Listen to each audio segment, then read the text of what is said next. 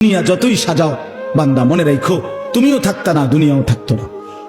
তুমিও যেমন মৃত্যু হবে, এই কায়নাতেরও মৃত্যু হবে। এই দুনিয়ার প্রত্যেক মানুষের মৃত্যু হলে সেটারে মৌত বলে, আর একদিন গোটা সৃষ্টি জগতের মৃত্যু হবে সেটারে কিয়ামত বলে। সেটারে কিয়ামত বলে। কেউ থাকবে না, আল্লাহ কথাটা বারবার মনে করাইছে।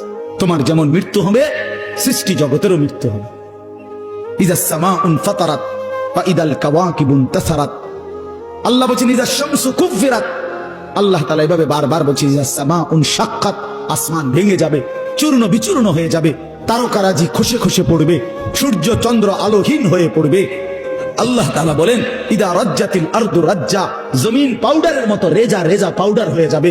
আল্লাহ তাআলা বলছে পাহাড়গুলো তুলার মতো ধুলির মতো উঠতে থাকবে।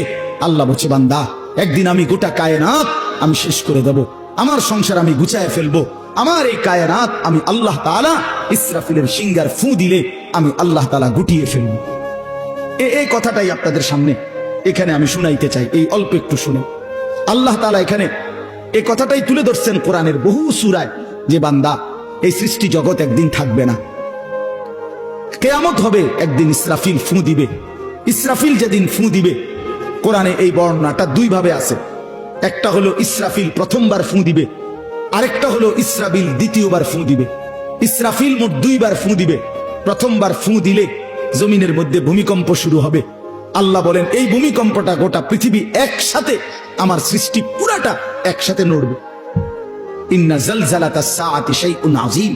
আল্লাহ বলেন বান্দা দুনিয়ায় বহু ভূমিকম্প তুমি দেখছো, তবে মনে রেখো কিয়ামতের ভূমিকম্প, ইসরাফিল ফু দিলে প্রথম যে ভূমিকম্প হবে, কিয়ামত সংঘটিত হওয়ার জন্য, গোটা সৃষ্টিটা ভেঙে চুরে যাওয়ার জন্য, সেটা হবে বড়ই ভয়ানক।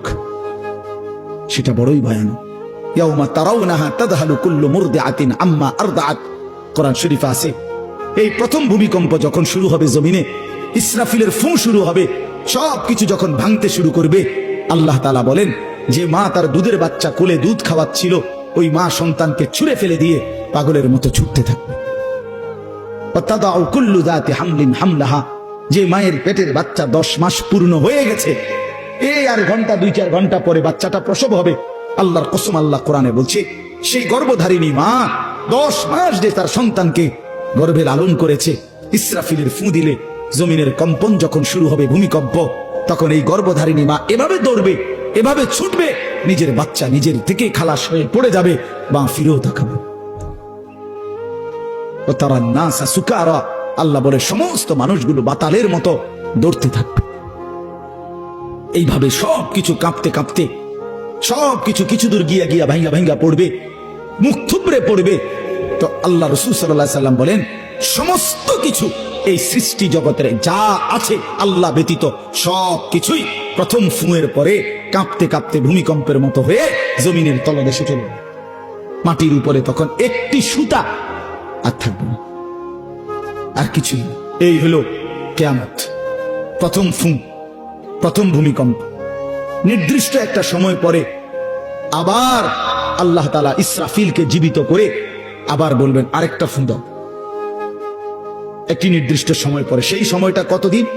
হাদিসের একটি বর্ণনা থেকে, নবীজির একটা বর্ণনা থেকে মুহাদ্দিসিনে কেরাম বলছে এই দ্বিতীয় ফু আর প্রথম ফুর মাঝখানে, প্রথম ফুতে সবকিছু যখন কবরে চলে যাবে, তখন হতে পারে দ্বিতীয় ফু দিতে দিতে মাঝখানের সময় 40,000 বছর।